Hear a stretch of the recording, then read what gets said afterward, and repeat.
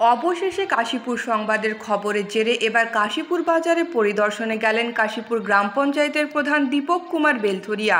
আজ সোমবার কাশীপুর সাপ্তাহিক সবজি হাটে গিয়ে দোকানদারদের সচেতন করেন এবং যাতে ওই এলাকায় আর কেউ ময়লা না ফেলে নির্দিষ্ট জায়গায় ময়লা ফেলে তার জন্য দোকানদারদের আবেদন করেন তিনি। প্রসঙ্গত কয়েকদিন আগেই আমাদের কাশীপুর সংবাদে দেখানো হয় সাপ্তাহিক সবজি হাটে আবর্জনার স্তূপ।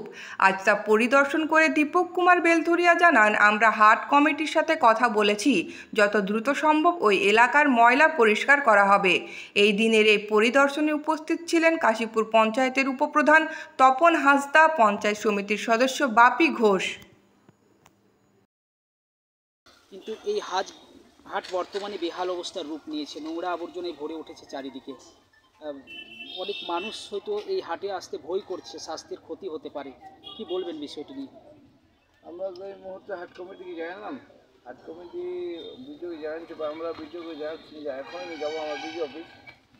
যত তাড়াতাড়ি সম্ভব আমরা হাট কমিটি নিয়ে এই ময়লা আবর্জনা সরাবার চেষ্টা করছি।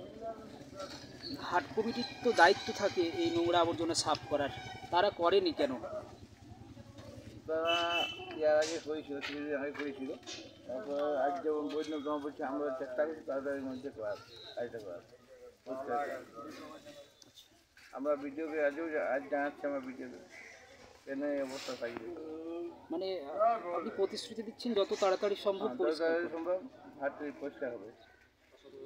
পুরো আবর্জনায় ভরে উঠেছে, কি বলবেন? এই জন্য প্রশাসন এবং আমরা দুজন উভয় পক্ষ যাই। হ্যাঁ, কারণ আমরা ফেলছি, প্রশাসন বাধা দিচ্ছে না। হ্যাঁ, এই যে পলিউশন চলাচ্ছে, যেখানে ফেলে দিচ্ছে। হ্যাঁ, কেউ 10 ফুটের জায়গাতে দোকান করছে, কেউ আছে 50 ফুটে করছে, বলার কেউ নেই। অনেকে এই হাট আজ আসছেন না, কারণ এখানে এলেই স্বাস্থ্যের একটা ক্ষতি হওয়ার সম্ভাবনা রয়েছে, যেভাবে নোংরা আবর্জনা রয়েছে। কি বলবেন এই বিষয়টি নিয়ে?